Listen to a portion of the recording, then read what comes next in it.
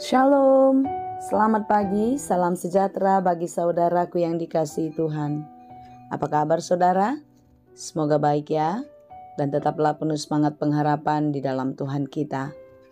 Puji Tuhan, kita telah memasuki akhir pekan, dan hari ini kita akan terus mengingat kebaikan Tuhan dalam hidup kita, dan marilah terus bersyukur kepadanya di dalam rasa hormat, pujian dan kemuliaan hanya untuk Tuhan. Karena jika bukan karena kemurahan dan kebaikan Tuhan, kita tidak akan sampai pada saat ini. Dan biarlah segala pujian kita hanya kepadanya, dan mari kita terus mau belajar dan terus mau mendengarkan firman Tuhan. Karena hanya firman-Nya yang menjadi kekuatan dan sumber penghiburan serta sumber hikmat bagi kita untuk mengerti setiap rencana Tuhan di dalam kehidupan ini. Amin. Marilah kita berdoa. Ya Allah Bapa yang maha baik yang kami sembah di dalam Yesus Kristus. Terima kasih Tuhan untuk hari baru yang Tuhan anugerahkan bagi kami. Hari ini kami telah memasuki akhir pekan dan kami akan terus merenungkan dan mensyukuri kebaikan-kebaikan Tuhan dalam hidup kami. Ajari kami untuk dapat menjalani hari-hari kami ke depan dengan baik, dengan rasa syukur yang sungguh-sungguh kepadamu, sehingga kami boleh menikmati kebahagiaan. Sekalipun kami harus diperhadapkan dengan banyak pergumulan, banyak tantangan dan bahkan godaan. Hari ini kami mau belajar terus di dalam firman-Mu. Kami mau dikuatkan dan dimampukan di dalam firman Tuhan di dalam kehidupan kami. Karena itu bukalah hati dan pikiran kami, mampukan kami untuk mengerti firman Tuhan dengan baik, dan biarlah firman-Mu yang menjadi pelita bagi jalan kehidupan kami. Berfirmanlah Engkau ya Tuhan, sebab kami telah siap mendengar. Kasih karunia dan damai sejahtera dari Allah Bapa Tuhan kita, dan dari anaknya Tuhan Yesus Kristus dan Roh Kudus, itulah kiranya yang menyertai dan memberkati kamu sekalian. Amin. Firman Tuhan untuk kita pada hari ini yang ditetapkan menurut Almanak KKBP, Sabtu 7 Desember 2024, tertulis dalam kitab Hakim-Hakim 10 ayat 10. Dalam bahasa Batak, Panguhum 10 ayat 10. Demikianlah dikatakan. Jadi mangangguhi mahalak Israel tu Jahuba akanin nama. Nung ngamardosa hami dopakho ala nang hutadikon hami di batanami. Jala ala nang marsoba hami tu akka Baal. Lalu berserulah orang Israel kepada Tuhan katanya, kami telah berbuat dosa terhadap Engkau, sebab kami telah meninggalkan Allah kami, lalu beribadah kepada para Baal. Demikianlah pembacaan firman Tuhan. Pengakuan dan pertobatan. Pertobatan tentu terlihat dari sikap hidup yang berubah. Inilah yang diinginkan Tuhan dalam kehidupan kita. Tidak perlu kita mengaku bersalah, kita mengaku berdosa ketika sedang dalam keadaan terdesak. Tetapi ketika kita dalam keadaan aman-aman saja, kita kembali kepada kehidupan yang tersesat. Bangsa Israel adalah bangsa yang sering sekali mengaku dosanya, tapi berulang-ulang kembali melakukan dosa itu. Sampai pada pasal ini sudah 7 kali disebutkan kalau bangsa Israel itu melakukan hal-hal yang jahat, yang tidak berkenan di mata Tuhan. Mereka masih terus menikmati dan menghidupi hidup di dalam dosa-dosa. Dosa menyembah Allah lain. Dosa meninggalkan Allah yang menjadi penolong dalam hidup mereka.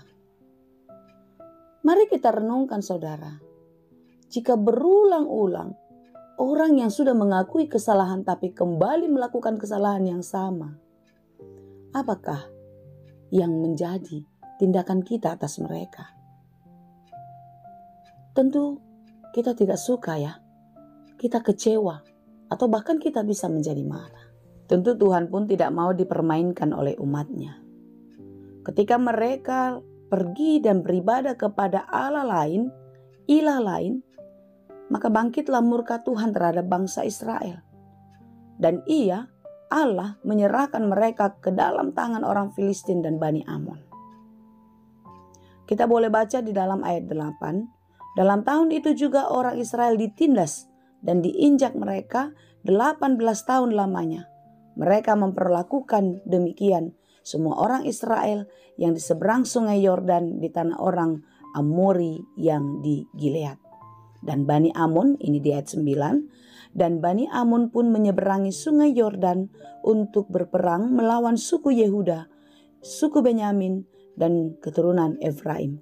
Sehingga orang Israel sangat terdesak.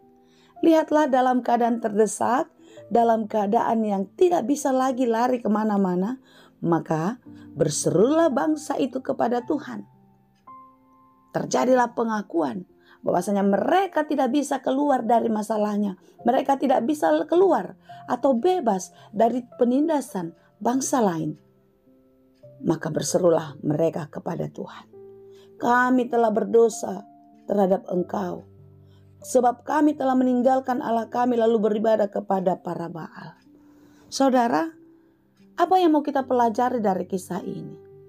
Apakah kita harus mendapat hukuman dulu baru menyadari kalau kita telah melukakan hati Tuhan? Tentu ini bukanlah harapan Tuhan dalam kehidupan kita. Janganlah kiranya kita harus susah dulu, menderita dulu, mengalami sakit, penyakit dulu dan lain sebagainya. Baru kita mengakui dosa-dosa kita dan datang kepada Tuhan. Tetapi mari kita belajar hari lepas hari kehidupan kita. Kita bisa sampai hari ini bukan karena kehebatan kita, saudara. Bukan karena kepintaran kita, bukan karena pengalaman hidup kita. Tetapi karena Tuhan baik dan sangat baik kepada kita. Dan kebaikan Tuhan itu adalah kesempatan bagi kita untuk memperbaiki hidup kita lebih baik lagi seperti yang dikehendakinya. Jangan lagi berbalik kepada dosa-dosa yang lama. Jangan lagi lakukan dosa yang telah pernah engkau kerjakan. Jatuh ke dalam lubang yang sama. Tentu anak-anak Tuhan akan terus belajar dan terus mencari hikmat Tuhan di dalam kehidupan. Sehingga kita mampu melakukan hal-hal yang baik yang berkenan kepada Allah. Amin. Saudara yang dikasihi Tuhan, tapi jikapun kita sedang terpuruk, jikapun kita sedang jatuh ke dalam dosa, marilah kita mengingat dan datanglah berseru kepada Tuhan. Mohonlah pengampunannya. Semoga kita masih terus diberi kesempatan. Semoga kita dimampukan terus menjalani hari-hari hidup kita dengan baik, di dalam takut dan percaya kepada Tuhan. Jangan pernah meninggalkan Tuhan oleh hal-hal yang ditawarkan dunia ini kepada kita. Yakinlah saudara, jika kebahagiaan, keindahan dan kenikmatan yang ditawarkan dunia itu hanya sementara dan akan sia-sia. Marilah kita berjuang terus di dalam kehidupan kita untuk taat dan setia melakukan perintah Tuhan melalui firman-Nya setiap hari di dalam kehidupan kita. Tetaplah setia, taat, dan terus percaya kepada Tuhan yang baik kepada kita. Amin. Tuhan Yesus memberkati. Amin. Terima kasih Tuhan untuk firman-Mu hari ini. Terima kasih Tuhan untuk kebaikan-Mu yang terus terjadi dalam hidup kami. Hari ini kami diingatkan oleh pesan firman Tuhan, agar kami datang dan berseru kepadamu, dan terus mengingat kebaikan Tuhan dalam hidup kami. Dan kami mau melakukan hal-hal yang baik yang berkenan kepadamu. Kasihanilah kami dan ampunilah kami, jika di masa hidup kami ini, kami melukakan hati Tuhan. Kami berdosa, ampuni kami Bapa. Layakkanlah kami di hadapan-Mu, dan biarlah kami menjadi pewaris di dalam kerajaan sorga kelak. Terima kasih Tuhan, kami serahkan seluruh kehidupan kami, pekerjaan dan harapan-harapan kami ke dalam tangan pengasihan-Mu. Engkaulah yang menolong dan memberkati kami. Ajari kami untuk dapat terus melakukan yang baik, yang berkenan kepada-Mu saja. Terima kasih Bapa, terpuji dan termulialah Engkau, kekal selama-lamanya, di dalam Yesus Kristus Tuhan, Juru Selamat kami yang hidup. Anugerah Tuhan kita Yesus Kristus, kasih karunia Allah Bapa, dan persekutuan Roh Kudus, itulah kiranya yang menyertai dan memberkati kamu sekalian. Amin.